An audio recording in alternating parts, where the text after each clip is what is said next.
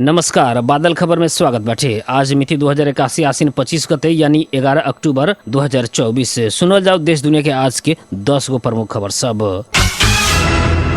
बड़ा दशई के 8वां दिन आज देश भर माता दुर्गा भवानी के पूजा आराधना करके माँ अष्टमी मनावल जा रहा बाटे। दशई घर आ कोत लगायत के शक्तिपीठ सब में बलि सहित पूजा अर्चना आ दुर्गा सप्तशी पाठ करके परंपरा रहल बाटे। दुर्गा भवानी, महाकाली, महासरस्वती, महालक्ष्मी के प्रतीक मान के चावल, सोना चांदी के गहना, कसैली, जनई आ नैवेद्य सहित 9 गो वस्तु के दुर्गा थापी पूजा करके चलन बाटे। किसान से लोहा के औजार के पूजा कल जाला। ऐसा ही सवारी साधन सब भी आपन साधन के बलि सहित पूजा करेला। पशु बलि न चढ़ावेला लोग के पूजा कोठा में मुरई, कुभिंडो, घिउड़ा लगायत तरकारी के बलि देवेला लोग। आज के दिन महाकाली स्वरूप भद्रकाली के विशेष पूजा कल गेल बाटे।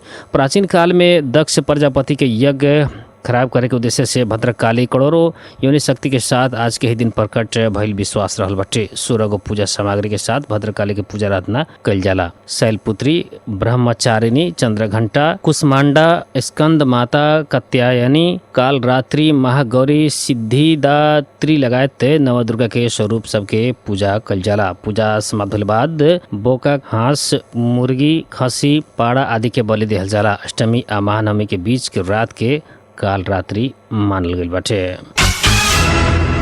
पारसा के ऐतिहासिक धरोहर के रूप में रहल गहवा माई मंदिर में आज 3500 से ज्यादा के बोका, हांस, मुर्गा के बलि दिहल गईल बाटे। 2000 बोका, 1500 हांस आ मुर्गी के बलि दिहल गईल मंदिर व्यवस्थापन समिति के सदस्य शिवजी शाह जानकारी दिल बनी। उनका अनुसार हर एक वर्ष दशई के महाअष्टमी के दिन हजारों भक्त जन सब दुर्गा माता से मांगल अपन मनोकामना पूरा भइले बाद बलि देवे के चलन बाटे। बोका, हांस आ मुर्गा के बलि देवे के चलन बाटे। बलि देवे के खातिर मंदिर व्यवस्थापन समिति से आज से सवेरे से मंदिर में व्यवस्था मिलैले रहे।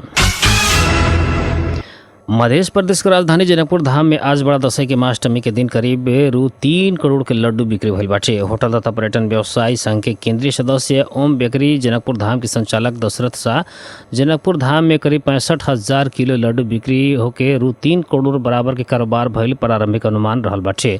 हंसराज मिठाई दुकान के संचालक संतोष गुप्ता से विभिन्न शक्तिपीठ में प्रसाद के रूप में चढ़ावेला बाजार में फरक किस्म के लड्डू के बिक्री भइल बताइनी। यहाँ रिफाइन घी वाला, शुद्ध घी वाला, मोतीचूर, माहिंदाना, गोंद, मेवा लगायत के लड्डू मिलला कह के वहाँ के जानकारी देनी। ई बाहे के खीर, कदम, केसर संदेश, मेवा पैक, काजू बर्फी के भी बिक्री होखेला वहाँ के बताइनी। जनकपुर धाम मुख्य बाजार क्षेत्र में 200 से ज्यादा मिठाई दुकान रहल बाटे। बाजार में ये बूथ के सजिया से ही मिठाई दुकान सब लड्डू बना के व्यस्त देखल गया रहता। बीतल रात से ग्राहक के भीड़ भी बहुत ज्यादा बढ़ल रहा।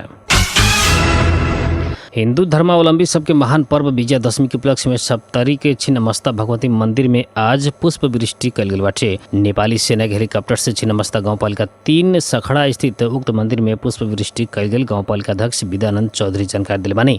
पहिलका बेरी आज छिन्नमस्ता गाँव पालिका के आग्रह में नेपाली सेना के हेलीकॉप्टर मार्फत पुष्प वृष्टि कल गेल वहाँ के बतानी। ऐसे यहाँ के हनुमान नगर कंकालिनी नगर पालिका 1 भारदा स्थित कंकालिनी मंदिर समेत के आज नेपाली सेना के हेलीकॉप्टर मार्फत पुष्प वृष्टि कल गेल बाटे। विगत 2 वर्ष से बड़ा दशई के महानवमी के दिन यहाँ हेलीकॉप्टर मार्फत पुष्प वृष्टि करावल जा रहल बाटे। कंकालिनी मंदिर में दशई के नवमी तिथि के दिन ई मंदिर में पाड़ा के बलि देवे के चलन बाटे। अभी तक 621 गो पाड़ा यहाँ बलि दिहल गईल मंदिर विकास समिति जनैल बाटे। यहाँ भी आज बड़का मेला लागल रहा। सीमावर्ती शहर वीरगंज में दशई के रौनक देखल गईल बाटे, लेकिन ए बेरी व्यापार अपेक्षाकृत कम भइल व्यापारी सबके शिकायत रहल बाटे। दशई के अवसर में शहर के सड़क में दुकान रख के बैठल व्यवसायी सब उत्साहित देखला पर भी ग्राहक के कमी से निराशा छले बाटे। दशई के अष्टमी तिथि में लागे वाला मेला के खातिर घंटाघर से आदर्श नगर तक के सड़क सब में लता कपड़ा, जूता चप्पल, खिलौना, खाद्यान्न, पूजा सामग्री बिक्री करेला दुकान रखल गईल रहे। लेकिन विक्रेता सब के अनुसार पहिलका वर्ष सब के तुलना में व्यापार बहुत ही कम भइल बाटे। भारतीय बाजार में दैनिक उपभोग के सामग्री तथा अन्य सामान सब सस्ता मिले के कारण नेपाली उपभोक्ता सब भारतीय बाजार को आकर्षित भइल बाटे। व्यापार में ई गिरावट के एगो प्रमुख कारण अवैध आयात बाटे। सरकारी अधिकारी सब के अनुसार भारत से होखे वाला कुल आयात के 50% से ज्यादा अवैध माध्यम से भीतर आवेला। परसागढ़ी नगर पालिका वार्ड नंबर 3 बड़निहार में बीएफए के रात मोटरसाइकिल के ठक्कर से एक व्यक्ति की मृत्यु भइल बाटे। मृतक 60 वर्षीय भविष्यन महतो दुर्गा मंदिर में भजन कीर्तन करके घर लौटे के क्रम में मोटरसाइकिल से ठक्कर दिहल गइल बाटे। ठक्कर लगते महतो की घटनास्थल में मृत्यु भइल प्रहरी जनैले बाटे। प्रहरी के अनुसार परसागढ़ी नगर पालिका वार्ड नंबर 2 गोड पसरा निवासी 34 वर्षीय सुनील महतो से मादक पदार्थ सेवन करके चलाल गई मोटरसाइकिल ना 15 पर 5768 से ठक्कर देला पर महतो के मुड़ में गंभीर चोट लागल है। ठक्कर से महतो के मृत्यु भइला बाद मोटरसाइकिल चालक सुनील महतो आ पछाड़ी बैठल 28 वर्षीय प्रद्युमन चौधरी बड़निहार प्रहरी के चौकी के नियंत्रण में रहल आ आवश्यक कार्रवाई के खातिर इलाका प्रहरी कार्यालय पटेवरा सुगल भेजल गई बाटे। लाश पोस्टमार्टम के खातिर बीरगंज अस्पताल में भेजल गई रहे। ओकरा बाद परिवारजन के जिम्मा लगावल गई बाटे। बाढ़ के कारण छत बिछत बनल बीपी रास मार्ग 14 दिन बाद एक तरफी रूप में पूरा संचालन में आयल बाटे। सड़क विभाग आ स्थानीय पालिका सबसे रात दिन काम करके ई राजमार्ग के संचालन में ले आयल बाटे। लोग रोसी गांव पालिका 9 स्थित मंगलटार के बोक्सीकुना क्षेत्र में डाइवर्सन निर्माण के बाद काल सवेरे 8 बजे से राजमार्ग खुलल बाटे। बाढ़ से आसीन 11-12 गते चौकी डांडा से लेके नेपाल थोक तक के सड़क खंड अवरुद्ध बनल रहे। सड़क विभाग आ स्थानीय पालिका सबके प्रयास से अभी बहुत ऐसा जगह में एक तरफी या कुछ क्षेत्र में 2 तरफी यातायात संचालन भइल। रोसी गांव पालिका के अध्यक्ष दिनेश लामा जानकारी दिलवानी।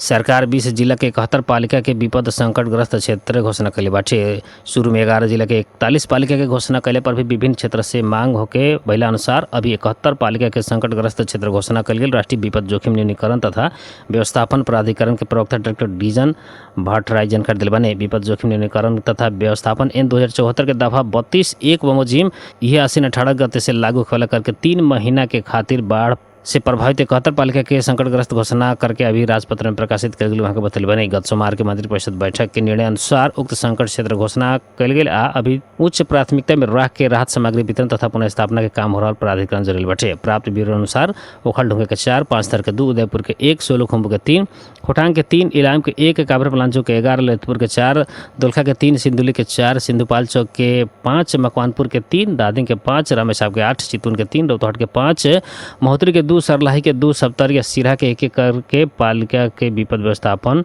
संकट क्षेत्र घोषणा कल गेल बाटे।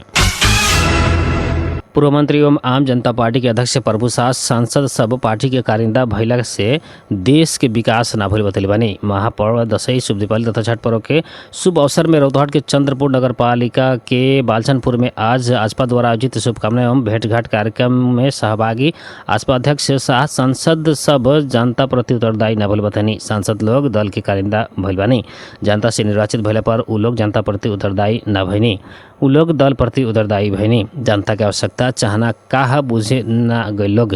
आजपा अध्यक्ष हम सांसद समेत रहल सा कहनी मुल्क जनता के आवश्यकता काहा सांसद लोग बूझ के काम ना कैलक आ बूझ के भी बूझ पचाल जैसन कैलक। ऐसे देश के विकास ना भइल। जनता के मत से निर्वाचित सांसद सब जनता के आवश्यकता चाहना बुझे के वहाँ के बतैनी। कार्यक्रम में आजपा के महासचिव त्रिभुवन शाह, नगर प्रमुख रीना कुमारी शाह, आम महिला मोर्चा के अध्यक्ष कुमारी बबीता, आम मुस्लिम मोर्चा के अध्यक्ष लाल बाबू मंसूरी, आजपा के स्थायी समिति सदस्य श्री भगवान पटेल, रंजू कुमारी शाह, सरोज पछाड़, बिगू पासवान लगायत के नेता सब के विशेष सहभागिता रहल रहे।